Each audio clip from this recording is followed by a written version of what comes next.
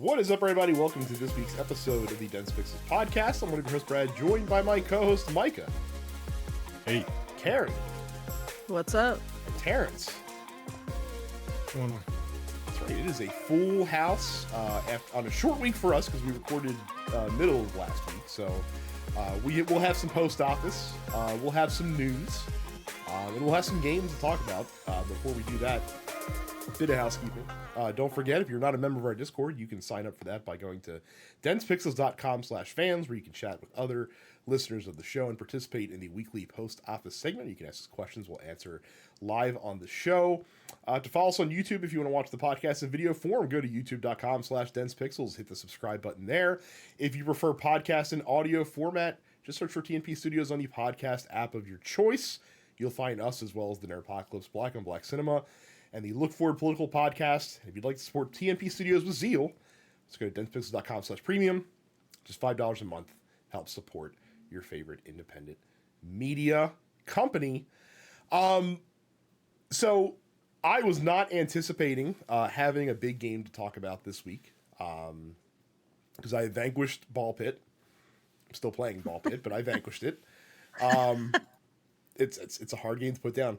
But I've been playing so many, like literally for the past several months, pretty much all of the new games that I've played have been like run-driven games because there's been a lot of really good ones that have come out over the past couple of months. And so I was like, probably the first time anyone has uttered this phrase ever, I've played too many run-driven games. I need to sit down and play something that actually has some narrative to it. That's very... So I went in my backlog. There's a few games in there I'm interested to play, but I was looking for something that, you know, I could sink my teeth into, but it wasn't like a 100-hour game. And I saw Chained Echo sitting there. This is a independent RPG that came out a couple of years ago. And How Long to Beat puts it at like 40 hours to beat the main story and up to 55 if you want to do everything the game has to offer. I'm like, it's perfect length. Like, let's dig into Chained Echoes. And I don't know why more people didn't talk about Chained Echoes when this game came out, because holy shit, I'm through the first act and change, and it's one of my favorite RPGs that I played in recent memory. And it's kind of criminal to me how this game flew so far under the radar. So this is a kind of a 16/32-bit era turn-based RPG. Made by an independent studio from Germany, I think it is. Mm-hmm. And it's got the trappings that you would expect of these games. But it's also like loaded with a ton of interesting systems. Maybe too many systems even that are in this game, but the ones that are in there are interesting. We had no choice. Yeah. Terrence, someone's watching a trailer for it. Oh, So wow, I didn't even... the main system in battle is the game works with this thing called an overdrive gauge, right? So like when you're in battle, you have your party of 4, and when you perform attacks and skills, this gauge at the top of the screen that the party shares will increase. And when it gets to like a certain level, it puts your party in overdrive, which means that they will both deal and receive less damage. And you want to, the kind of the goals of the battle is to maintain overdrive status as long as you can, essentially. Because if you let it go too long, then you overheat, and your party will then start taking more damage. But you can cool the gauge by using abilities of a certain type that rotates throughout the battle. So it kind of encourages you to use moves in your arsenal that you might not typically to help manage your overdrive gauge, which is a neat way to kind of do that. And this game is also completely driven by skills because your HP and TP, which is your magic, basically refill completely at the end of each battle. So you're really encouraged to use the different abilities that your characters have. So the battle system's pretty nifty. And that's just the regular battle system, because at some point in the game, you basically unlock the ability to use like power armor for your team. They're called sky armors in the game, but it's basically like Fallout power armor. And that has its own battle system on top of that kind of works on heating up and then cooling down the rigs to kind of balance what you're doing there. So, two really interesting battle systems, and that's a lot of fun. And then there's It's funny. Yeah, go It's ahead. just it's funny to hear you kind of come across this game organically, Mhm. because I've been hearing about this game for basically the last few years, because I have multiple friends who performed on the soundtrack. Yeah, the Um, soundtrack there's some really good songs and there's some okay songs on there. So I don't know yeah, which I mean, ones your I friends can't perform. speak to look. I don't know. These are people who are performing someone else's compositions. I can't speak to the Mm, quality of the compositions, but what I can speak to is my friend John Stacy was the horn, trumpet, and trombone, and my homie Greg, also known as Gamer of the Winds, did piccolo, flute, and clarinet. So shout out to those guys, because yeah. I've performed with them in various capacities elsewhere. So it's just like I don't know much about Chained Echoes beyond the fact that it's like I know it's a solid indie JRPG, and I have friends who are on the soundtrack. So Yeah. that's about it. Besides the battle system, right? You also have the ability to not craft weapons, but like upgrade through materials, like your existing weapons, and they have like a skill gem slotting system where you can combine gems that you get together and slot them into your weapons and armor. And on top of that, you can also allocate. So that's the other thing. This game does leveling much different than I've seen from most other RPGs, where at the end of battles you don't gain experience points. You gain skill points, which you can then dump into making your existing skills more powerful. But the way you level up your characters is actually through getting these things called grimoire shards, which you pretty much only get through boss battles.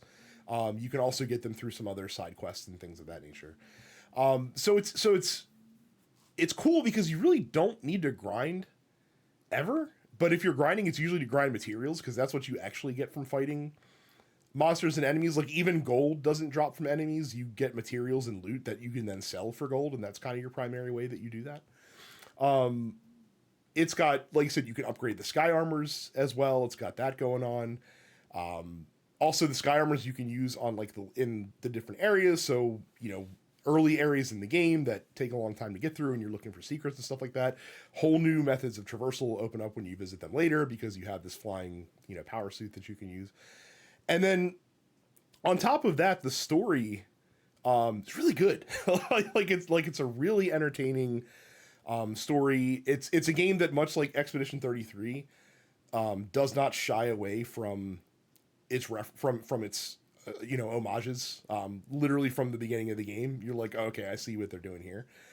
Leaning into genre tropes and kind of cribbing from some of the most popular games of that era, but then taking those tropes and doing some like they're not following the blazed path. For example, like one of the first characters you meet is the princess who ran away from her kingdom, and is working as like a city watch in one of the other big cities, but she's not like a Marl who who is just like a free spirit. She's like, no, she's like, I'm gonna be a fucking badass. She's like, I'm gonna see the world. I'm gonna do this stuff, and I'm tired of she literally in the game, like she gets rescued a couple times and she gets really pissed off about it, and makes it key she does not want to be like a damsel in distress, and then makes some moves to not be that way anymore, and things of that nature. So the story's really good. A lot of palace intrigue, a lot of seeding things to you, the player, here and there. That has a lot of mystery still enveloped around the game. A lot of breadcrumbs. It's just really good. Carrie, I think you would like this game a lot. And Micah, if you're I'm in the sure I mood, would. yeah, if you're in the mood for this type of game, it's a good one. But I could say more. Like, I'm actually cutting short some of the things that I'm saying about the game because I don't want to get into the weeds of like the different systems and the way the game works, because we'd be here for a while. And it's hard to put two and two together with some of it unless you're actually playing it. The only thing I can see that maybe turn people off of this game, as compared to like a Sea of Stars, for example, which is the closest like allegory I can think of, is that the art is okay. Like the sprites look really good. I think the character sprites looks excellent, but the actual like environment art and the character portraits look a little funky. They're just not to my taste. So maybe that turns some folks off. But if you like these styles of RPGs, you should definitely check this out because I did not hear a lot of people talk about it, even when the game came out. Certainly not to the level that like a Sea of Stars was talked about. And so far, what I've played of the game has been really good. Like I haven't, I could not put it down this weekend. Like I was just continuing to play it. It's been really fun, and I'm looking forward to see how the game unfolds. Once you get to Act 2, they definitely like Act 1. The battles are challenging because you have to really like pay attention to what you're doing. But I didn't die a whole lot. Act 2, they firmly start kicking you in the ass a little bit and say, all right, now you have to actually hope you figured out these systems because now you actually better make them work if you want to progress in the game. So so that's been really excellent. So yeah, Chained Echoes, highly recommend based on what I played of it so far. Sick. Carrie. Yeah. So I'm still playing Digimon Story Time Stranger. Still great. Haven't finished that yet. I also haven't really had the time to like sit and dedicate, a few hours at a time to a lengthier JRPG. But Hades 2 got an interesting post 1.0 update that updated the true ending of the game. Now, I'm not going to spoil the ending, and what I will say is that the new ending doesn't change what happens as far as like the core of what happens, but they rewrote the event so that it doesn't really come out of nowhere. Essentially what the original 1.0 ending is you know Kronos gets dealt with in a certain way that ultimately ends up not really being Milenoi's decision. These things kind of happen because of things that she did in the lead up to the final confrontation, but it very much comes out of nowhere. It kind of removed a lot of her agency as far as what happens at the end of her story, and I wasn't the biggest fan of it.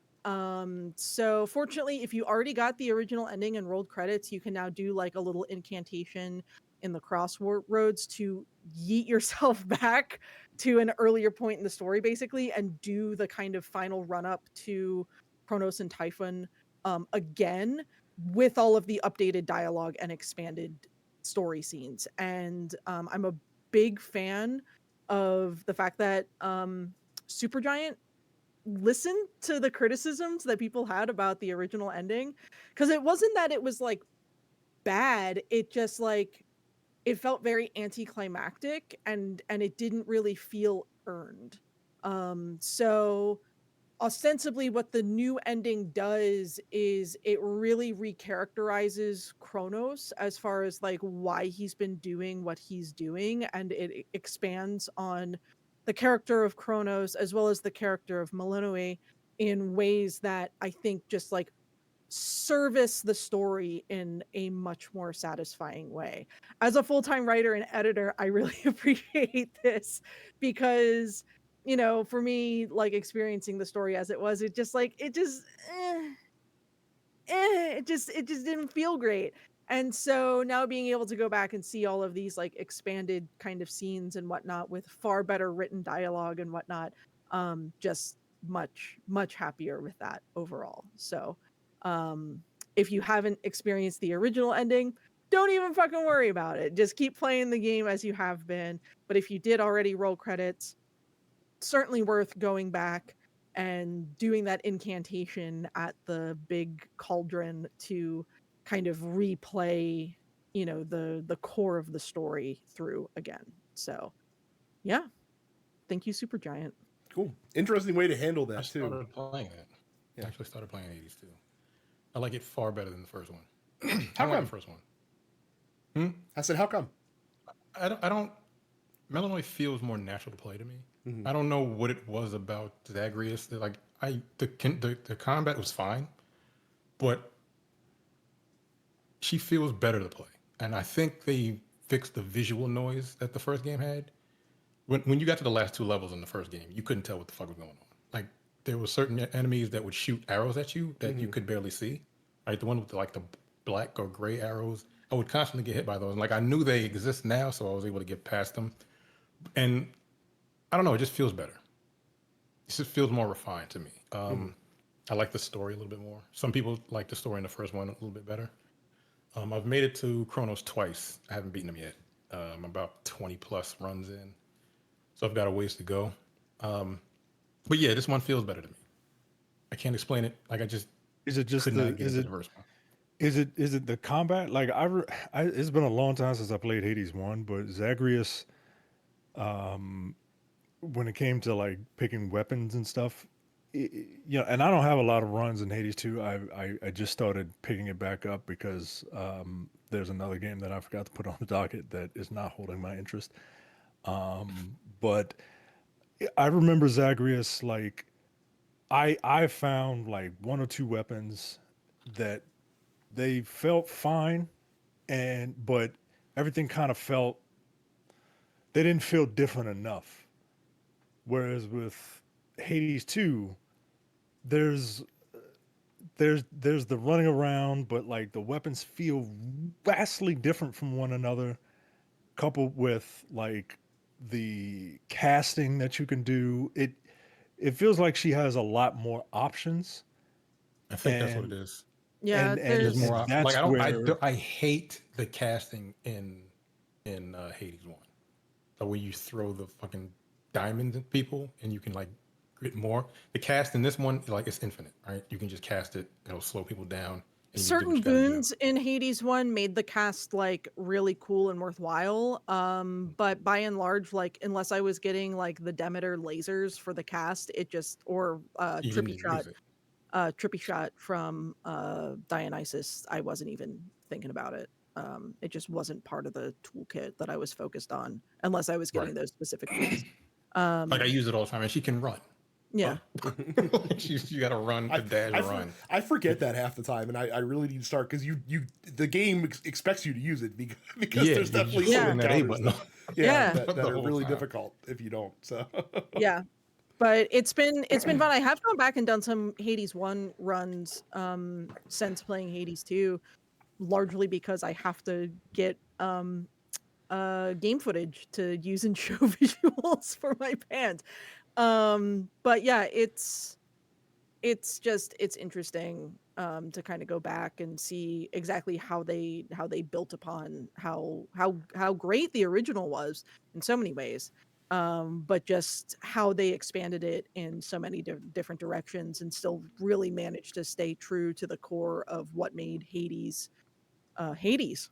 But yeah, Hades 2 good. I look forward to having a full-blown spoiler conversation with you guys once you all actually finish the game. How many times you got to finish it before you get the true ending?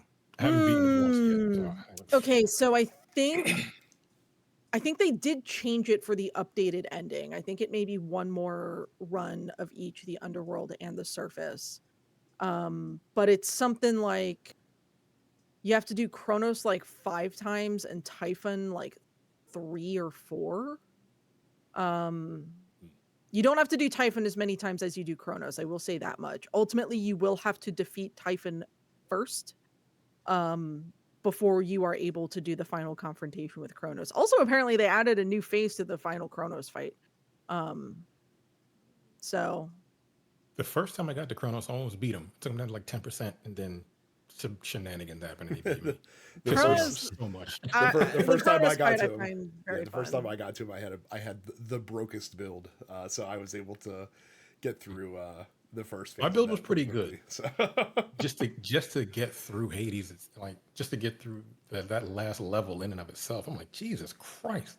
They just throw the kitchen sink at you at in that last level. Oh, then When the fucking I got to the him, Satyr tunnels? Fuck the Satyr tunnels, man. I died in the Satyr tunnels so many fucking times in Hades 1 because it's like I would get poisoned and then not be able to like get to the Mandrake pool to heal myself quick enough and then just like eat shit. Um yeah. Fuck the Satyr tunnels, man. Shit's Hades bullshit. was fun like that. I also started playing this game. I finished Ninja Gaiden 4 on normal, and then I started hard, and I got to this boss. Not it wasn't a boss fight. I got to this fight where they throw a bunch of different enemies at you, this combination of enemies, and I was like, you're right. You got me. I'm done. On hard. In the first level, by the way, it's like right before the first boss. And I was like, yeah, this part was hard on normal. And when they can hit you, when they can kill you in 2 hits on hard, you get a little upset, like because they do those sacrifice moves. If you delimb them and then they jump at you and they hit you with the little exploding shurikens and they blow you up. It's almost an instant kill. It's fucking bullshit. But so I finished that and I started playing this game, Godbreakers, on Steam. Oh, tell me about Which that, is because actually I saw the it was on Next Fest. I saw the demo, and it looked Yeah. interesting, but I didn't download it because I'm just like, I feel like I played a lot of these, so Yeah. You said you're getting tired of run based. I like it. It's fun. The combat is really fun. Well, I'm not The not getting combat tired is- of them. I just need a break. I just need a pause. Well, yeah. once you get back to them, this one is fun. I would check it out. The combat is really fun. It's 4 players. The level design is kind of iffy. It's your run of the mill roguelike, like light, whatever the fuck. I don't know the difference between the two. You do a run, you die, and you level up stuff. Same shit. It's like 6 different weapons you can choose. You can customize your character. I don't know what the fuck is going on in the story, but the combat is fun. It's just a fun game to play. I would check out the demo at least. Okay. Because it's fun. It is. I will And give the that's demo a about shot. it as far as yeah, that's all I've played. Micah, what game is not holding your interest right now? I don't think I'm gonna give Obsidian any more chances. Oh yeah, I did start playing that, and Exactly. You're right. Exactly. Exactly. Forgot, bro. I forgot. I know. I love Avowed. I like Avowed a lot. This is. I played for like 2 hours. I'm like, no, thank you. I'm good. Yeah, there's just something about Obsidian Games, man, that I just know. I want to like those games so bad, and everyone is like New Vegas, New Vegas, New Vegas. Well, apparently, everything else after New Vegas is mediocre because I just No, Pentiment was I'm about to good. say, put some respect on Pentiment's name. God Yeah. damn it! I apologize. I did not. I didn't play Pentiment because I saw the name Obsidian, and I just I don't know if I haven't played Avowed. Avowed is essentially just Diet Oblivion. Well, if I'm going to play one of It's these a games, far I'm going better to play combat a. system. If I'm going to play one of these games, I'm going to play a sci-fi version of it before a fantasy version of it. And yeah, mechanically, it's a little better than the first Outer Worlds. But It's a lot better. Yeah, because I played you're the right. Outer Worlds about a month or 2 ago, and I'm like, oof, this is rough. Yeah, it is. But the story, I'm not really like they Are set you you not a up fan with of their humor?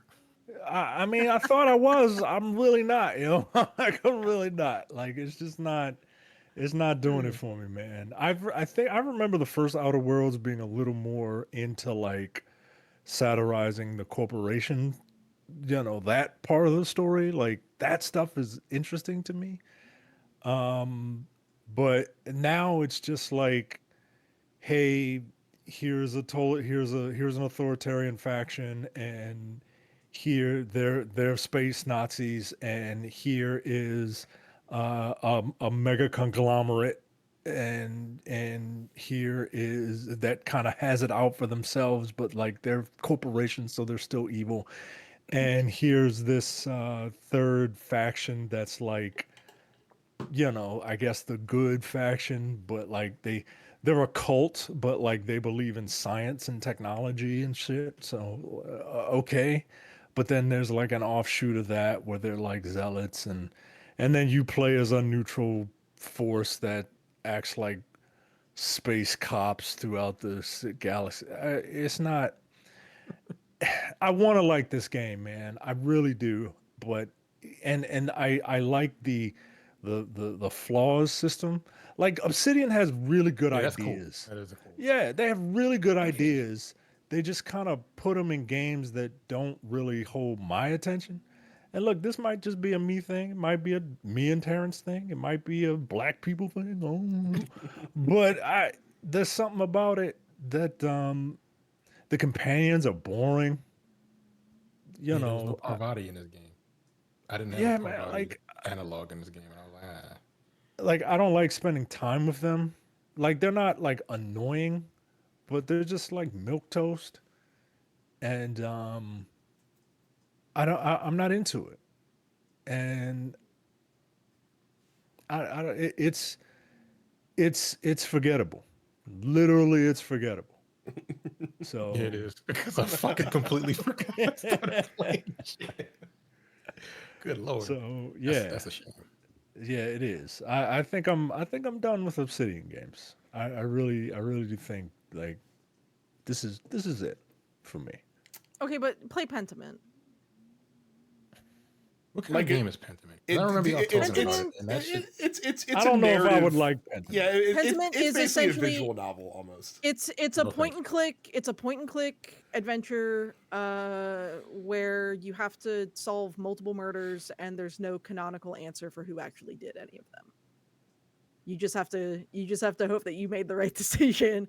I honestly like I think Pentiment is one of like the most powerful narratives of any game experience that I've probably ever had, especially within the last 5 years. But I also understand that like as we mentioned I think last week like there's a lot of different creative teams within Obsidian and not all of them I think are doing the same job. So while I have a lot of respect for Obsidian and Obsidian has made some of my all-time favorite games between Pentiment and Fallout New Vegas, I also feel like The Outer Worlds has been kind of a swing and a miss.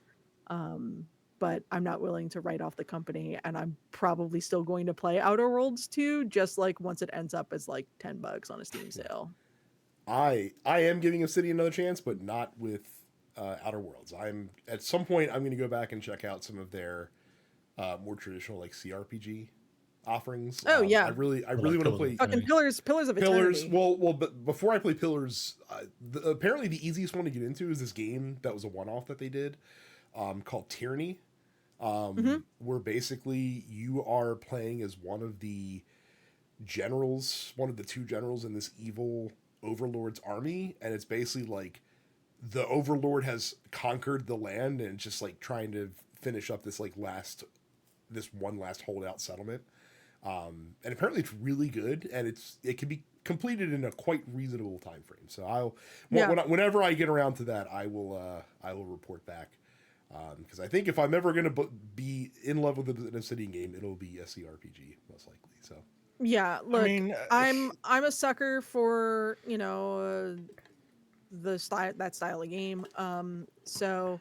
I really enjoyed Pillars because I really enjoyed fucking Baldur's Gate and Icewind Dale, and I know that Tyranny, which I have not played at all, I do know that Tyranny very much builds upon a lot of the things that they did in Pillars. Even though it's not like a sequel, it's sort of like a pseudo sequel, I guess you would say. a Um spiritual sequel. So Yeah, yeah. And then they did like an actual direct sequel called Deadfire. I heard it was But great, by the way. So yeah, so it's like if you're into that style of RPG, then you're probably really going to like a lot of the older Obsidian titles like Pillars and Tyranny and you know, um Neverwinter Nights and shit like that. So um Mike, what were you gonna but say? yeah. I mean, like for me, like I really I like Alpha Protocol, like that game, but that Of game, all the games that to game, pull. like that game is No, fucking Alpha broke, Protocol is dude. good, but it's Yeah. It fucked is, up. but it's fucking like it's a chore to play through. Like you gotta wanna play through it, right? Like, and that's my style. Like that's everything that I like. But it's such a. It's like you're punishing me for wanting to like your game, and I can't. It's like god damn, man. And I remember playing Dungeon Siege 3, and it's fine. It was fine. I didn't hate it. I just that they I want to like your game and they're punishing me for it. That's Obsidian in a nutshell. That's every Obsidian game that I've played. And I haven't played all of them, right?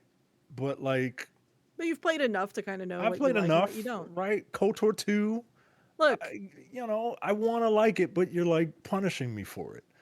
So I even played South Park back when, and you know that's my fault because like I played that game when like I was over South Park, and that one kind of crystallized it for me.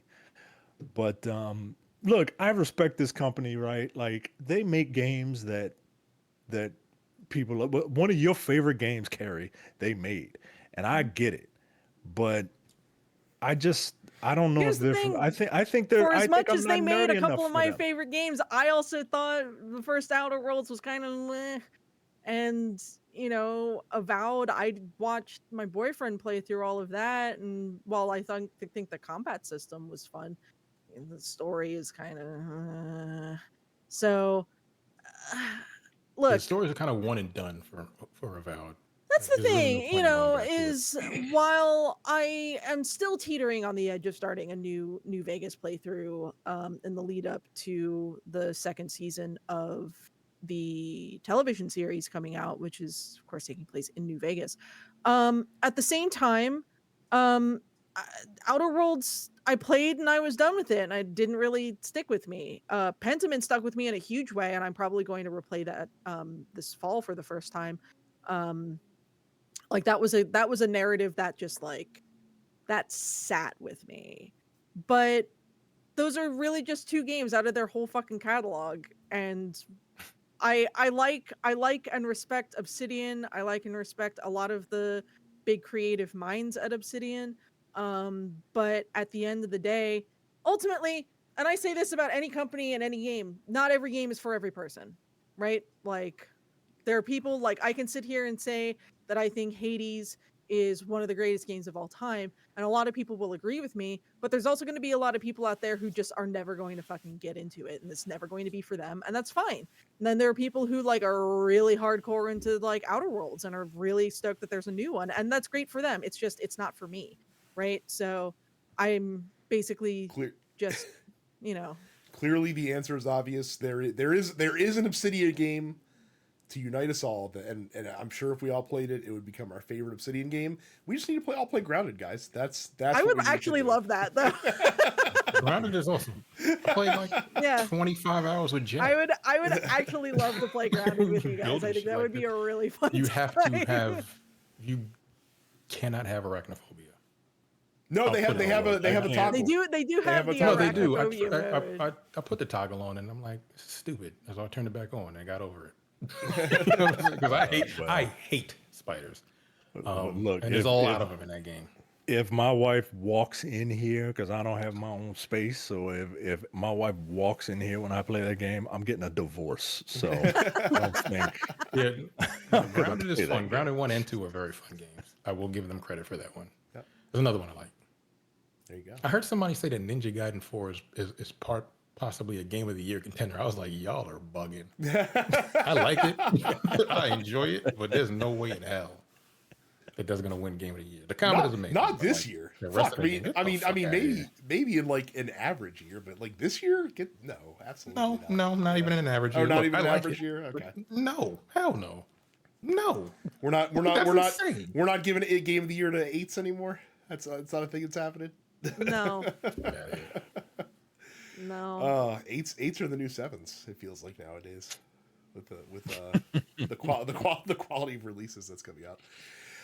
Oh, let us move into the news. A lot of Japanese publishers are doing what I don't know why every publisher isn't doing this. So it's nice to see some prolific ones getting out there, but a bunch One of of them is kind of funny to see on here though, but we'll get into that. We'll get into that. So yeah, a collection of Japanese game publishers, including Bandai Namco and Square, have come together to tell OpenAI to remove their assets from training on Sora 2. This continues to, like, Sora 2's insistence that, like, hey, you're opted into this thing unless you specifically come to us and opt out. Which is, first of all, not how copyright literally the opposite. works. Literally the opposite of how copyright is supposed to work. Which is why it's baffling to me that, like, as soon as this thing launched, we didn't see, like, a massive lawsuit from like every major company who has the ability to kind of flex on them for using, I mean, you're starting to get them. right, You are using starting their to get copyright 'em. without permission. So yeah, and again, I don't know why every major company that has IP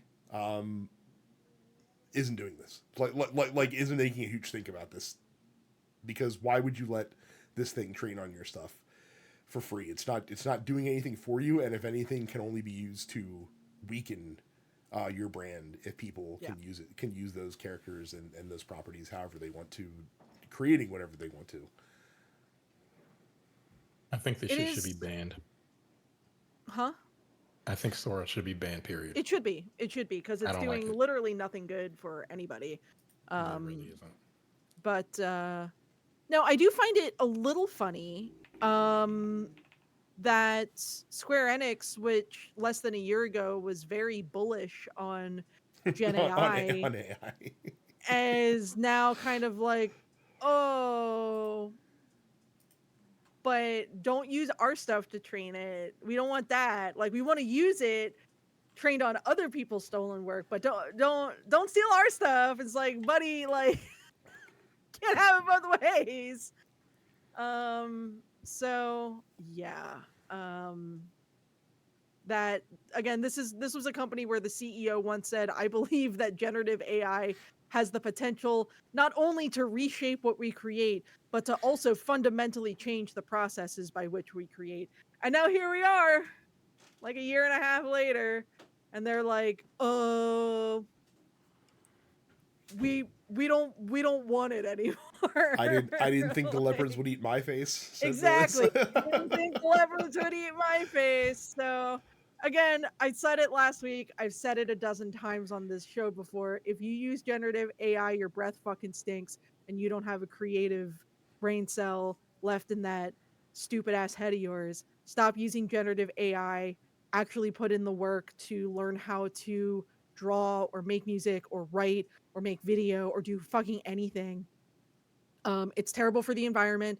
Literally, there have been studies, including one published by Microsoft itself, who has been very gung ho on AI, saying that using generative AI and LLMs like ChatGPT literally destroys your ability to think critically for yourself. We don't Stop. need any more of that in this country. No, Niggas can no, think we're critically already before in a AI. country where like half of the adults can't even read at a 5th grade level. So like, Shame. stop using it. Fucking read a book, do the research yourself. The process is the point. But yeah, hopefully, I mean, here's the thing. OpenAI isn't going to listen to this. They're not going to be like, oh gosh, we're so sorry. Oh yeah, I will take Cloud and Sephiroth out of this. No, they're not going to do that. They're not going to do that at all. This is going to end up being a lawsuit because of the fact that OpenAI is just they're not going to listen because they're trying to make money, and the only way that they can even come close to ever being profitable, which also again isn't ever going to happen, but the only way that they can even attempt is to continue to just steal swaths of content off of the internet and off of other pieces of copyrighted media to then train these engines on. But I'm glad that at least this handful of companies is being like, hey, this sucks, don't do it. Hopefully more companies will say the same thing. But yeah, you've got Bandai Namco, Cygames, Toei, Square Enix, a handful of others. So we'll see what happens. Probably a lawsuit. It's gonna be a lawsuit.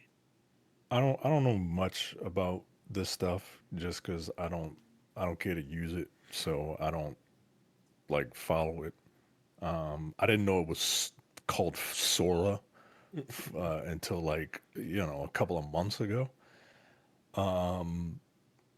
And I also didn't know about the opt out thing like until like y'all just said something like like that sounds wildly ridiculous.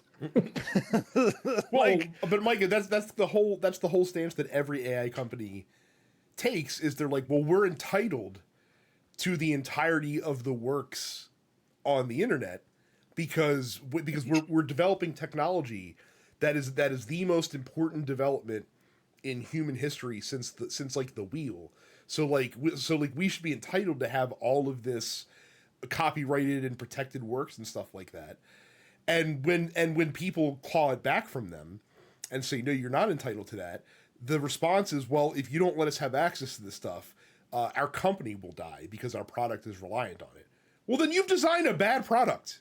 I feel at that point, I'm no fan. Why then hell? Right, like I'm not like trust me, I am no defender of copyright law as it currently exists in the United States. I think that there's a lot of issues with copyright law, but I certainly don't think that you should throw the baby out with the bathwater and just like abolish copyrights in the United States. Right. That would be insane. Now look, I am a hypocrite. Okay, and I will tell you that I did laugh when I saw that people were using this to have Martin Luther King be a professional wrestler. I did laugh. I'm sorry. But that shit is funny. But at the same time, It was like, funny. come on, And look, yo. you know what? I said, But you it's, know here's what? the thing: Okay. it's not worth poisoning the town of Memphis It's to not. do it. It really isn't. And I will never watch another one. I swear. But the first time I saw that shit, Mikey, you don't I have a couldn't- choice. I- But that that's shit the was thing. Like, hilarious. you don't have a choice. Like I saw earlier today, for the second year in a row, for their big holiday commercial, Coca-Cola is generating it entirely with AI, and apparently they did the same Oh, it sucks. It last year. sucks. And it looks like shit. Like It looks like like shit. if you look at Here's it, it the looks like thing. garbo beads. It looks like garbage, and it's like one of these things where it's like, I edit video as part of my numerous band related duties. I've also edited video for my last corporate job. And what gets me about these AI videos is the fact that like they can't linger on a shot for more than maybe like a second and a half at a time, because otherwise like the trucks start sliding sideways or things start warping in the background and whatnot. It's just like You start to none of see, it like looks limbs good. go in opposite directions from what Yeah, they're supposed like, to, and things It's but it makes for a very choppy and hard to watch piece, even though it's only about 70 seconds long. Is when you have a cut every 1 to 2 seconds constantly, like you literally can't focus on anything that's going on. And a friend of mine made a good point that was like the whole point of these like Coca-Cola commercials was to land on this like, oh, like Santa's real, right? Like the whole magic of the advert in the first place was based around like Santa is real and he likes Coca-Cola. And to swap that for like the absolute fakest piece of shit on there completely misses the point of like the entire right. Holiday Just because advertising. just because you on a don't want to most pay a basic computer, level. just because you don't want to pay a computer animation studio like that. Like Yeah. that's literally the only reason you're doing it. So The hater in me does feel good when my wife sends me a video of an alligator creeping up on someone's porch via door cam. And she's like, "Oh my God, look at this! The dog just saved the baby from the alligator." I'm like, do you hear yourself? Do you hear yourself? Like, it's fake. It's Yeah. fake. It's not real. I do get my jollies off that way. yeah, fucked. it's miserable. Look, retreat. People post those videos all the time, and people are like, "Oh my goodness." Oh my God, the porcupine just quilled that guy, and he just stood up. Like, what the fuck? Like, it's not real. Yeah. It's Dude, not real. one of the best things I did for my mental health, and it's been great since I did it. Get off Facebook, get off Instagram. Get off- Spoiler alert. That's why I was off last week. I just said, you know what? This is my anniversary week. I'm taking off of social media. I'm not doing no podcasts. I can't. I need a break, man. Yeah, I need a and break. we do sometimes. I mean, that's the real fucking talk, man. Is that sometimes it's just it's hard. It's too Truthfully, if not for the fact that well, two things. One, like most of my vinyl records are sold through like secret groups that are only on Facebook because they're bootlegs. But you know, the other thing is like, unfortunately, Facebook and Instagram are still really big marketing tools, and that's still a large part of my job, not just Sure. in my band, but at my day job. So I unfortunately still kind of have to be there. Right. The But average person though detoxing, probably does not. So no, yeah, detoxing once in a while, I got to do that too. So I mean, even just like the only social media that I mean, I guess if you count YouTube, but I don't. But the only social media that I allow myself now is Blue Sky, and literally just today, I switched it so that my non-politics feed is my default feed. Like when I log in, like I get the like I have to seek out the politics if I want to see the politics, and I was much happier today, not knowing every little thing that was going on in the world. I suppose I have to check in tomorrow to see how Zoran's doing in the NYC mayor's race, but and yeah. see how yes. severely we pass Prop 50. Yeah, it'd be cool too.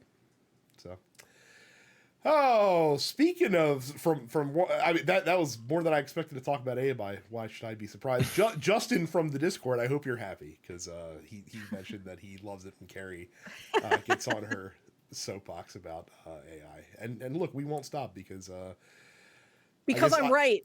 Well, and yeah, correct. You know what else is righteous? Unions. You know who sucks? Companies that try to bust them up. Like apparently Rockstar Games. They fired dozens, plural, of employees last week who were involved in unionizing efforts. The Independent Workers Union of Great Britain described it as a clear act of union busting. Rockstar and Take-Two alleged that the dozens of employees were fired for gross misconduct. Of course, not detailing what the gross misconduct was. I guess it was probably trying to form a union. That was the gross misconduct that Rockstar fired them for. I think the IWGB is going to try to fight this. Obviously, Rockstar and Take-Two taking a shoot first and ask questions later approach to this. We'll see if they're held to account. I hope so. Unfortunately, union laws in the UK are shockingly not as strong as even the US's weak-ass union protections that we have here. So more to come there, but I find it pretty laughable that Rockstar is even trying to act like that's not what's going on here. So misconduct. Yep. Yo, they make billions of dollars on one game alone. Yep. Come on, yo. Like how we ask this question every week. We already know the answer. Capitalism. It's capitalism. The answer is and always will be capitalism. Strange, man. Like 30 people just wanted a union so they have like more job security or like different things. Terrence, you make billions of dollars on one game. If they form a union, you can't make them crunch to get GTA 6 out on time. A game that's been in development for 12 years. Probably longer. Cool. Honestly. Yeah. When did GTA 5 come out? 2013. Yes. Yeah. Originally released on the PS3 and Xbox 360, if you can believe it. Ooh, buddy. I just remember getting like all those calls at GameStop of y'all got GTA V? Like, yes. Yeah. GTA V. GTA. Yeah, man, these companies. I don't know what to say. I mean, look, is like some clown shit. Like I know Take-Two's bringing in $1.5 billion every year off GTA, but what if it was $2 billion? Yeah, what if it was? What if, hear me out, guys. What if number go up? Right? We thought about that. And ironically, as far as big corporate publishers go, Take-Two, probably one of the better ones. That's probably out there. if you can believe that. So there is that. Even with the 2K like shit and all of that they do.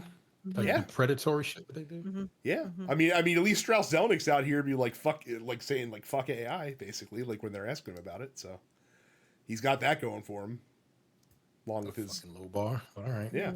So look, it's one that other companies aren't clearing. Meanwhile, EA's over here. Meanwhile, the cries coming from inside the house at EA is all their fucking employees are like, "Wow, the AI shit they're making us do sucks and is worthless and is making us causing us more work than it's saving us right now." The question is, what happens if people just be like, no?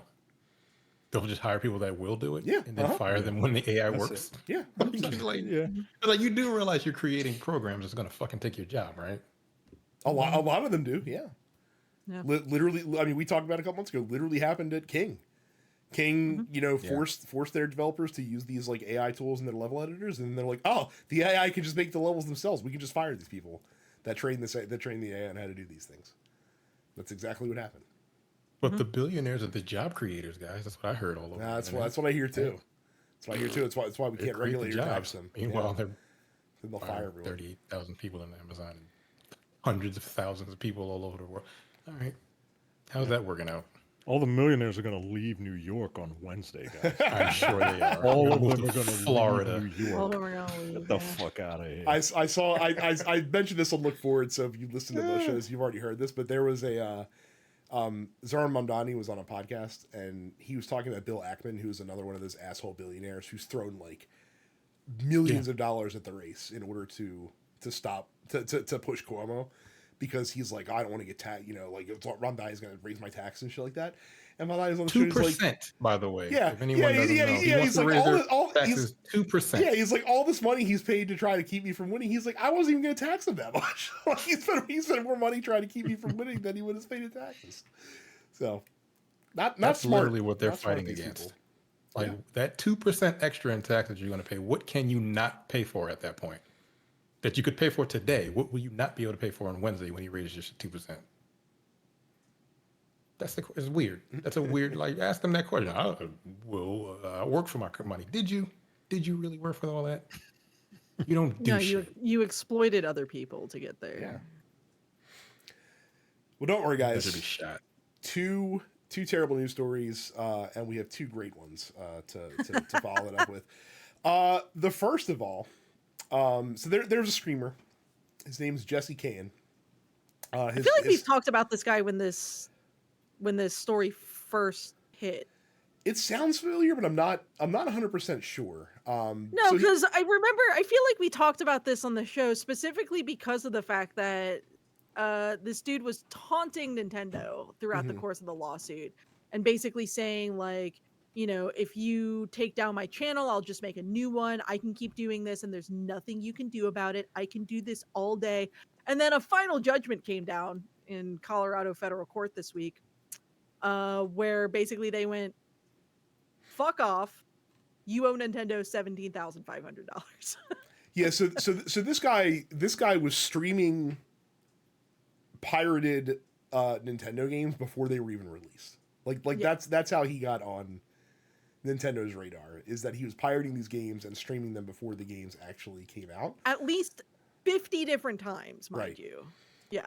And so, like I said, he was and again pounded his chest and was thumbing his nose at Nintendo, essentially. So he also was very outward in promoting pirated game keys and stuff like that.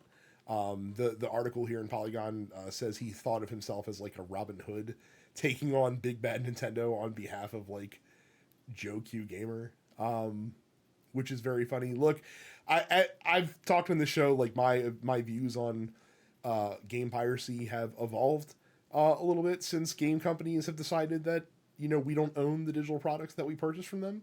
But I'm also not out here being like, hey guys, let's just steal every new game and make sure that Nintendo knows that we have stolen it before the game even releases by streaming it in a fashion that would be impossible unless you pirated it. Yep.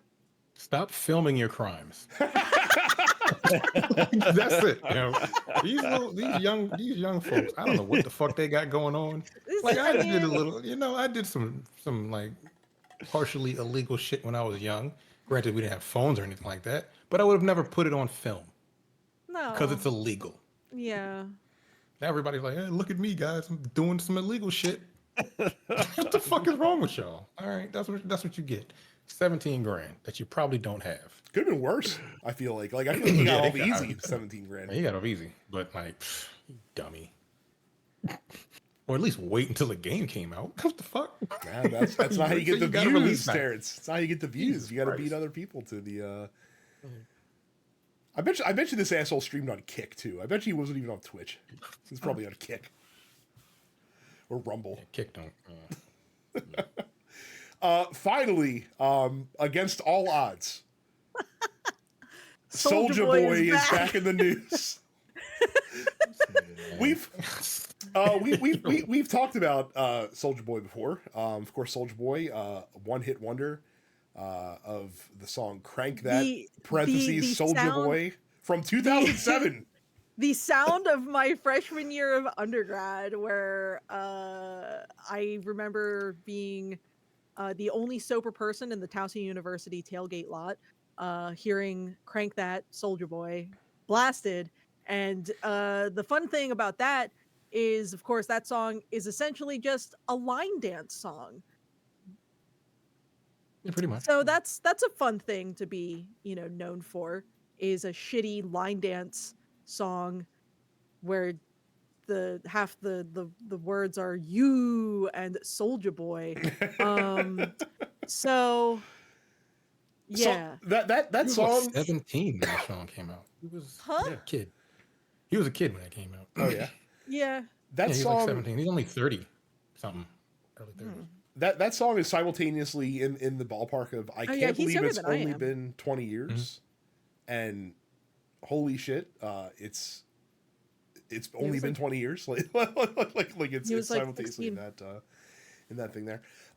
So anyway, our friend Soulja Boy has had a history of taking Chinese emulator consoles, slapping his name on it, throwing some emulated games in there, doubling the price, and selling it as a Soulja Boy game console. Yeah. Well, he's back. He has now taken essentially Retroid's Pocket Flip 2. My understanding is a very good emulator portable console, and has basically taken it and made the Soulja game, which you can buy. More than doubled the price. Yeah, for $435. This nigga wants me to pay Yo. $400. Yeah.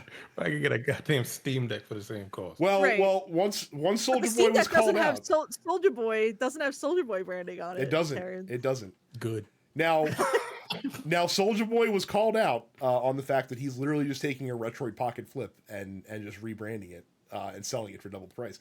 So now you can get the Soulja game Flip now for $200 with free shipping. So if you now don't want to get ripped off by Soulja Boy, you can now get it for the same price that you would buy a Retroid Pocket Flip 2. Retroid has basically said, like, yeah, like, obviously, like, we have fucking nothing to do with Soulja Boy. Like, why is this dude why is this dude drop shipping our console? I guess he could, whatever, but yeah. I do think it's funny. Like, the first time he tried to do this was in 2018, where he was flipping some generic Chinese knockoff emulation device and slapping his name on it. But they were coming with like Nintendo ROMs pre-installed on them, and then Nintendo basically threatened a lawsuit if Soulja Boy didn't stop. And so he basically said, "I had to boss up. I didn't have a choice." So the question is, has he been lucrative on any of these? No, I can't no, not think at all. Anyone It's bought Not a at all. single one? Like somebody had to have bought one, right? Somebody had to have bought one. Oh, sure. Because he's doing it again. So someone. But Hey, look. I just Okay, man. all right, I all guess. I guess. I don't like shitty corporate moves from corporations. I don't like them from Soldier Boys either. Get out of here, bro. He's taking this this thing. guy's and been just trying, flipping like, it. he's essentially throwing spaghetti at the wall and seeing what sticks, because he hasn't had another hit since Crank That, and even that is not exactly looked back on in any kind of way beyond a grim sense of irony for what 2007 was like, culturally speaking, which is to say it was not good. It was not a good time for pop culture in 2007. But he has what else? What else has he gotten into? He has tried to get into fashion designing. He has tried to get into acting, including releasing Soldier Boy the movie direct to video. He has tried to get into poker. Um, he's tried to get into gaming. He's also unsurprisingly ended up in some shit within the last few years because he was doing stupid shit with crypto. So unsurprising, big dumb move, crypto. But yeah, he hasn't been culturally relevant in 18 years. And why not try to release a game console, I guess. Here you go. If he wants to get Kiss into Me Through the crypto, Phone. That's another song he had. yeah. Huh? Those are the only. Yeah, Kiss Me Through the Phone is another song that he had out that was very popular. I don't remember that one. Yeah, none of y'all know. Like, I'll these tell two are you white, what. and Here's Micah the don't thing. listen to music. Here's the thing. No, I was like, look, Terrence, Yes. I season my food. But you didn't even know what that song was. See what I mean? But that was a Here's the very thing, popular song. if I heard it, I might recognize it because it's not like I was so out of touch with pop culture that I wouldn't. No, it wasn't like super popular. Like it was more popular with the Negroes than everybody else. Normally, I'm just saying. I would take this time to get on my Apple Music and listen to that song. I mean, but it hit my number 3 my- on the Billboard Hot 100, so it clearly that was mainstream. That was mainstream. But those are the only two songs. It's like Crank That Soldier Boy and Kiss Me Through the Phone. That's about it that I know from him. Then again, he was a teenager when I was like damn near 30. So He could do the crypt that parentheses Soldier Boy meme coin. You can have that for free. There you go. don't give this nigga. Oh no, I do know this song. I do know this song. So yeah, so those were the two songs. Okay. Those were the only two that I know of. No, I do know this. He had albums and shit. Yeah, But yeah. don't do that, Brad. Don't, because he would do it. I'm here to help, Terrence. I'm here to help. Terrence, I was an undergrad and I attended my fair share of very ill-advised parties throughout a large state university campus from 2007 through 2011, which meant I was exposed to a lot of contemporary music of the time, unfortunately, including Soldier Boy. I remember coming home from a overnight band trip where I had slept on the floor of a high school gym with 250 other undergraduates to my roommates learning the choreography to Crank That Soldier Boy and me being like, please leave, I'm going to bed now. Jumping around in a fucking dorm room, like, get out, please. I just don't think the late aughts, early 2010s were a good time for pop culture at large because we somehow went from Soldier Boy into like the stomp clap hey white millennial bullshit kind of taking over everything with like fast banjo, slow banjo, and wearing like infinity scarves and shit like that. And that was a very bad time. I don't even know what the hell you're talking about. Okay, no, that was like you wouldn't because black. Yeah, because you managed to avoid that. You managed to avoid it. You didn't have to put up with like the Lumineers or They're playing Mumford banjos in 2000. Yeah, Mumford and Sons. This was like 2010. This was like 2010. Yeah. But no, like the stomp like clap hey millennial bullshit is, as a white person, I think the cringiest thing that was ever part of like white people culture, and boy howdy did white people fucking embrace that shit with, it felt very country adjacent, which I did not like. Skinny jeans, tall boots, infinity scarves, and a lot of ho hey bullshit. And I didn't like it then, and I like it even less now. I don't know what. Again, you got me. I'm not even gonna look it up.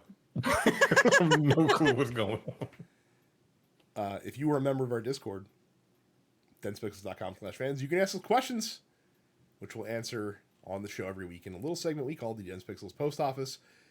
Just like T-Wash did, who says, if there was a TNP network video game, what roles would you guys have in it? Well, I mean, is this including the whole network? So yes, we have to include. Who else is on the network at this point? I haven't been on one of the other Jay shows in and a long Tiara. time. Just Jay. Okay. Yeah, All yeah, right. yeah, pretty much it. Well, Carrie would obviously do the scoring. Like that's a no brainer. as far as that goes. Okay. I mean, I thought if we were like characters in the game. No, I'm looking at it from a development team standpoint. Obviously, I'm doing standpoint. the music. Yeah. Depends on what the Mi- game is, what type of game it is. I think Micah would be in charge of art. Pretty sure. I can do art and like sounds. Sounds Terrence would be in charge of gameplay systems. Jay would be the producer, Okay. and I would direct. That's why I'm asking what type of game is this? Because if it's like an RPG, We can make whatever I'm we want. opting out. We can make whatever we want. That's the beauty of it. So, Is that how he's asking it? I don't know if that's how he's that's asking how it. I am interpreting it. That is how I am interpreting it. So All right. yeah. So yeah, I think all of our skill sets and personalities align very neatly into the roles that a game development team would use. So Yeah. Mark asks, what is the worst received game that you love? I'm assuming he means critically received. Shadow the Hedgehog. That game has like a 4.5 out of 10 on OpenCritic. I like it. Is it good? No. But also, yes. First received game? I don't love it, but I don't hate Mass Effect Andromeda. Like, Yeah, that's I like that game, man. Like, The Devil May Cry remake. People hated that game.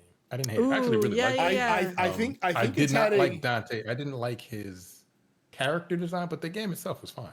I think DMC? that game has been Yeah, DMC. has had a redemption arc of sorts. I think people are coming around on 2013 DMC nowadays. So, or at least that's what I hear. So here's my problem with this. Andromeda is probably the answer for me as well. Not to skate off of Micah, but I mean he and I are both Mass Effect super fans, so I mean that makes sense. My perception of how games are critically received is so skewed right now, though, because I don't really read reviews, and instead my perception of how games are received is of the one comment that YouTube shows me whenever I'm watching a video that's related to a game that I like. So like when I watch a Riker video on Diablo, and like the top comment, so the one that's forced to my face is like, Diablo 4 sucks, this game sucks, the developers suck, they need to fucking go back to the drawing board, this game fucking sucks ass. I'm just like, do people not like Diablo 4, or is this is the minority being vocal again? So It's like, oh, so the opposite of what this nigga just said. Cool. yeah, Because it's usually like right. the vocal minority is just so obnoxious with it. I'm like, all right. Yeah, same thing with, like I said, with Civilization. I talked in the Discord, like a lot of Civ fans are treating Civ 7 like it's the fucking like it has stigmata, and I'm just like, I don't know what game you guys are playing. Like, this game is very fun, and I've put in almost 200 hours into it this year. It's like this, like I'm having a fucking great time with Civ 7. So I also didn't hate Veilguard. I liked it, and people seem to fucking hate that game too. So those are two for me. Cam says, not a question. I just wanted to say that Ball Pit is really neat. It's we're spreading it, Terrence. We're spreading it throughout the land. I still haven't played it, but my boyfriend was playing the other night, and the game actually like crashed while he was near the end of a run, and I haven't seen him so genuinely devastated about a game crashing. We will It know. was less than 15 minutes. We will know if Ball Pit is at terminal exit velocity if Micah plays it. That's how we'll know if Ball Pit is truly a seminal game of the generation. Micah, it is on Switch now. Just so you know. all right, let me see what this game. Yeah, I'm gonna end up getting it on Switch. My next game pickups are gonna be Ball Pit, and then New Hyrule Warriors comes out this weekend, so I'll be getting that. Next week for me, Game of the Year contender Luminous Arise coming out. Oh, it's gonna be so fun. Film Wanderer says specifically for me, how do you feel about Apple getting the F1 contract for the next 5 years? Let me tell you something, Film Wanderer. Not to get all Hulk Hogan on you. But I am so tired of sports rights deals right now. Back when I was like I'm glad I'm not watching wrestling anymore because I feel like the whole Peacock to ESPN shit for the pay-per-views would have really pissed me off. Yeah. Like that's annoying. The product would have pissed you off way before that. Yeah, true. Yep. Well, it did, and that's why I stopped before then. Yeah, it's fucking And this god-awful. pisses me off too because like so F1 has their own streaming app, right? That works as an over-the-top service. So you pay them. I think I paid like $85 for a year, and I can watch, and I get to watch every F1 piece of content throughout the season. I can go back and watch old F1 races and features and stuff like that. It's a good app. It works well. Has like has different views so you can like you can switch from like the broadcast to like the timing tables, or you can go into each individual car and see the perspective from the car and listen to the radio of that driver and their pit wall. It's a great fucking product. And now because Apple bought up the rights, that app is I don't like you're not gonna be able to stream the races on it in live time. Like you have to have Apple TV now starting next season in order to watch it, and that's fucking annoying. It's annoying that I have to play VPN games to watch my local teams because somehow regional blackout restrictions are still a thing in 2025, which is maddening to me. That I can't just pay for MLB's yearly service and watch the Orioles. Like I have to do some chicanery with my VPN to make it seem like I'm in Atlanta, Georgia, so that I'm allowed to watch the Orioles. Yeah, that you can go to. yeah. So it just like I just wish it would fucking work. Let me pay the leagues directly. If I wanted a cable subscription, I'd pay for cable. I don't, so I don't pay for cable. I don't want to have to subscribe to Netflix because I don't use Netflix. I don't want to have to subscribe to Apple TV Plus, because I don't use Apple TV Plus. But I'm also going to have to because I want to watch F1 next year. And all that shit. So I'm fucking tired of it.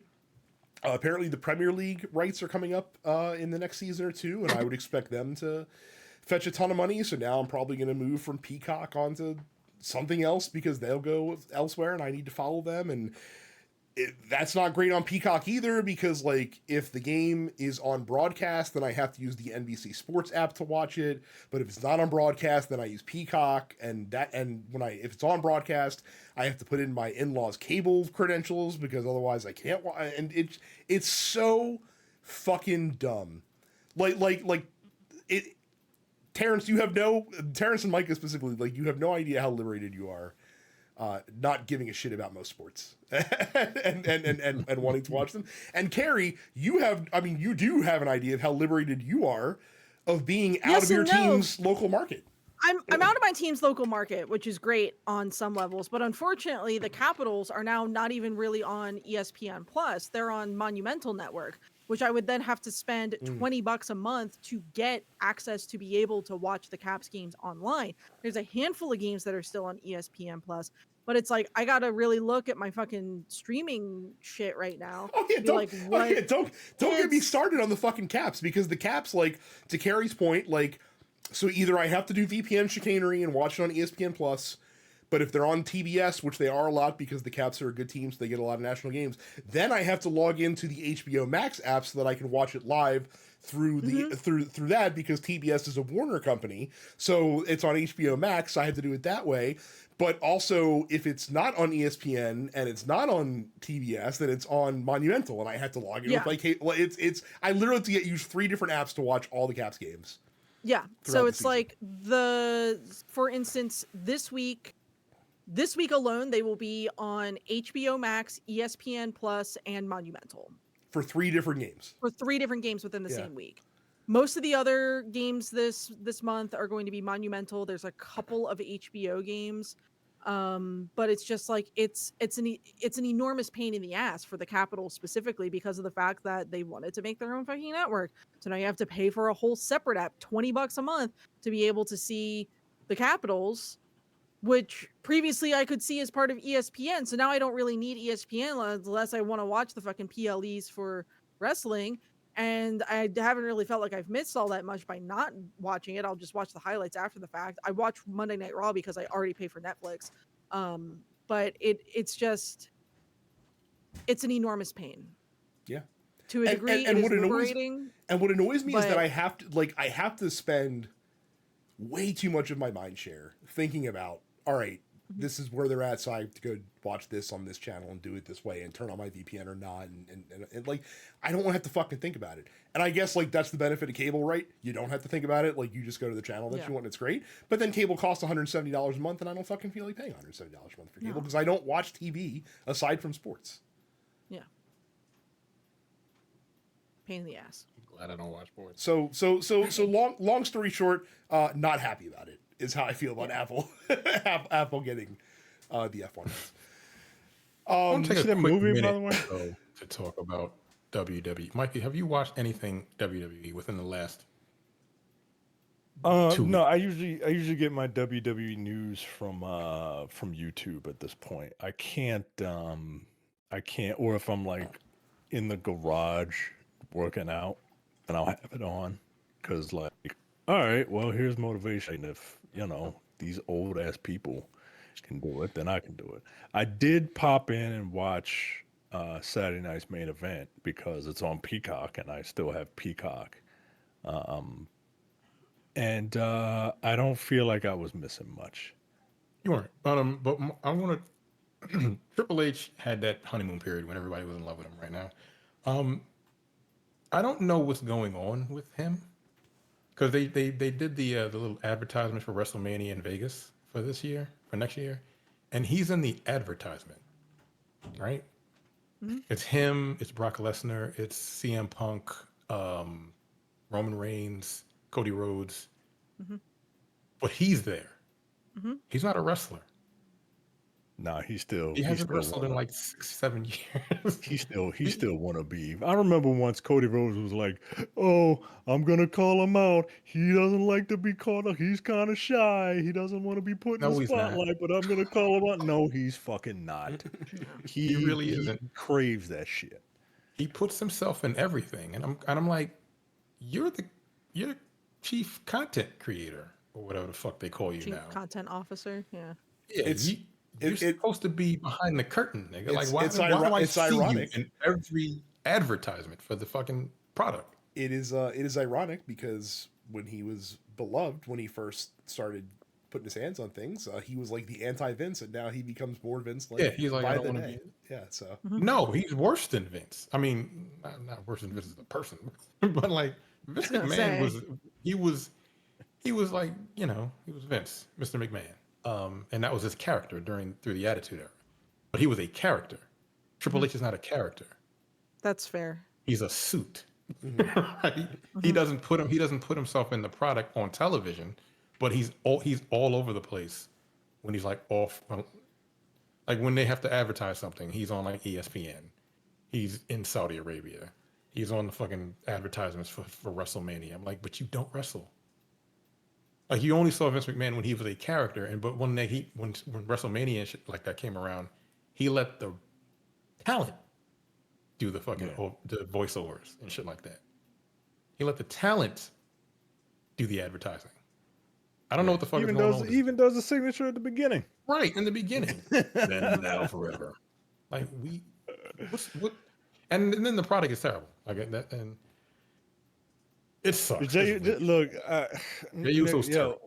Joe. I mean, I watched that match. First of all, I'm not a huge Punk guy.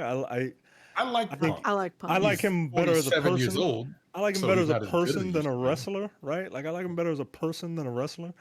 But he is not the person to be carrying a match at his age. Yeah, he's not. He can't. I don't think he's good at carrying a match. And I don't think he was good at carrying Jay Uso.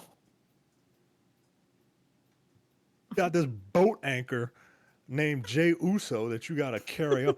He literally like took some water and threw it on him, Brad. It was like basically get your head in the game. Like, So and they look, kept that belt on Jey Uso all this time, huh? No, hell No, They took that shit Punk over. won no, it. they didn't. No, they didn't keep it on him, but they kept him in the mix. Oh, okay. Apparently, Yeah, he's been in the mix. It's been him because it's like he lost to Gunther, and then I guess whatever the fuck happened. Then, Punk got it, had it for like 3 seconds, and then Rollins cashed in Money in the Bank on Punk. Then that started this whole deal with the Vision. And then Seth Rollins actually apparently this time is legitimately injured and is going to be out for Seth a Rollins while. is a glass cannon. At this point, he needs to fucking retire. yeah, you need to chill. He Apparently, need to retire, bro, because he's injured again. He was injured. He's injured himself like once every 2 or 3 years. Yeah, And he's out for like months. he's sad. injured. So now you've had this whole thing of it's Punk and it's Jay and it's LA Knight in the mix. Hagerstown's favorite son, LA Triple H Knight. hates LA Knight. He hates him. He's been over for like 3 years, and he's like he refuses to give him the push. Yeah. I don't know if it's because he's older, but like so are the rest of these guys. Yeah. They're all in their 40s. yeah, he ain't Like, older all than of the CM superstars Punk. are fucking 40. Yeah. Or Right. in their 40s. There are So no he ain't no older than Not in the men's Cody division. There Rhodes. isn't anybody new. In the women's No, division, you're getting some. he's 43, or 42 or 43. Cody Rhodes just turned 40. Roman Reigns just turned 40. The Usos just turned 40. CM Punk is 46. So what I'm Cena's, hearing, 47 or 48. so what I'm They're all in their hearing 40s. is that I'm not missing much. You're not missing Not anything. really. It's the end No, of Like this. it's some of the worst. First of all, the product is terrible. It's some of the worst wrestling in ring wrestling I've ever seen in the last couple of years. Because like You've had some standouts. they There's don't- been some standouts. there's been some solid matches, but like I've been watching wrestling for 40 years, and Yeah. like this is terrible. Like you can see the wheels. At first, it was like some of the women that were new, but then it's just the style that they use. Like they tell you all the moves through the fucking headset, and like I don't think anyone knows how to improvise anymore. They don't let them unless it's like a serious botch. Like if they botch something, they'll like do it again until they get it, instead of like doing Right. filler Instead of to just fix like it. right. And I'm like, what They'll the do the fuck? setup over, yo. That's what all right. I'm all like, right, yo, all right. what are y'all? I don't know who is training them, but like, again, I'm not a wrestler. I could learn. I'm too old for that shit now. But like, you can learn how to wrestle, right? But Yeah. I don't know what the fuck is going on. But whatever the training is now, they just will not let them deviate from the plan, and you can tell if you've been watching wrestling for a very long time. And it's just you're a $1 billion company at this point, and all you care about is merchandise now. That you don't care about the product. First of all, the seats. There's like the seats all the way at the top for Cena's last match, $500. Yeah, look, one of my neighbors was like, "Hey, do you want to go to Saturday night's main event? It's it's at the Capital One Arena, right?" I said, "You know what? Look at them tickets. Too I look at them fucking tickets. expensive, man. I said, you better get the fuck out of my face, man. Ain't no They're way. pricing people out. Yeah. Ain't This is no another company way. Of the pricing people out of PLEs shit. especially, and Yeah. because it's like I went to Raw back in, I guess that was like February. It was spring, like April, something like that. But like those tickets were like maybe $45 for each for a couple tickets for Raw. A week Those shit are of probably like $100 now. WrestleMania. Yeah. I would love to So- take my son to a wrestling event, but I can't afford one, and the other has people drinking blood Slicing each other's and faces open and shit. and stabbing each other with forks and waterboarding people and just throwing them outside. Like, what the fuck? Like, I can't bring my kid to this show. What the yeah? Just You got an emo point- kid Oh, and man. an Point emo of- kid fighting a skinhead. Like, what the fuck? Like, I can't Point bring of- him to that. point of pedantry. Oh my God. Drowning somebody in an aquarium is not the same as waterboarding them. Like I just want to say for the record that is not the same. Right. That is not the same. Oh my God. So You all right. Anyway, that's the end of my fucking rant. Like I Well, don't know the end of my the period that I will put on this discussion is that always remember who hated the Usos first. Okay, I know it's in vogue right now to be like fuck Uso. One might even say that you've been down with the Usos since day one in the other fashion. It's just me, Us. I've been waving this flag for years ever since they came out. Terrible as a fucking. Oh, you didn't like them when they were a tag team. No. I like them as a tag team. Oh, when they split up, I'm like, these niggas are terrible. They suck individually. He hated the gimmick. He hated the gimmick. The downfall started when they stopped doing the haka and came out in Air Force Ones and tall tees. Nah, bro. Crime Time can't get a push, but you dumb motherfuckers can get a push in your Crime Time cosplay. Nah, bro, get out of here. That was the start of it, and then when they broke up, that's it. So look, I'm not an exclusionist. I've never been one of those people that's like, oh, you don't like them? No, oh, the band is popular now? No, I don't like it. No, come on in. Everybody come in. There's room on the bandwagon for hating the Usos until they get better. Jay's not gonna get any better. Jay ain't getting no better. He getting frustrated. He ain't that good of an actor. So I think they're building towards a heel turn for him. Well, good. Turn your heel and walk out the door.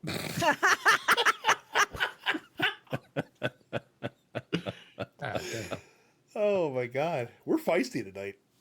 Yeah, we're feisty. Anthony says, "What is the best restaurant you've been to, and what did you get? Also, do you get the same thing at restaurants you frequent often, or do you try different things?" I went to the best restaurant I remember going to. Ironically, was in Philadelphia, Pennsylvania. It was Morimoto's. And that was in Philly. There's one in Philly, yeah, because I couldn't afford the one in New York, and it was I had the omakase, which is like a tasting menu, like a 12-course tasting menu. Yeah, omakase is basically just small plates. Yeah, and yeah, it was good. We just wanted to go to. This was a long time. This was before I met my wife, and we just wanted to go to the Iron Chef's restaurant, and yeah, it was really good. And I try to do different stuff. I try not to frequent things too much. Like if it's like a quick place, like a not fast food, good food quickly type of place, then I'll just eat whatever I normally get. Apparently, that is called fast casual. Fast casual is the designation for those restaurants. Yeah. If it's a fast casual place, then yes, I will get whatever I usually get. But if it's a place that we gotta like sit down, then I'll try different stuff. I think the best restaurant I've been to that I can remember off the top of my head is in Minneapolis on Lake Minnetonka. There's a steakhouse called Six Smith. I find myself in Minneapolis every spring for an event called VGM Con, and my partner and I have been having a annual date night there, and it is easily the best steak I've ever had in my life. Like, no contest. What I got last time, and I've gotten a couple different things. I've gotten their filet. I think I actually got like a pork chop one time, but last year I got a marinated flank steak that came with this like horseradish brie sauce on it. That was just, it's good shit. It's the good shit, guys. Plus, you get the ambience of being right on the lake and all of that. As far as do I get the same things at restaurants you frequent? Depends on the restaurant.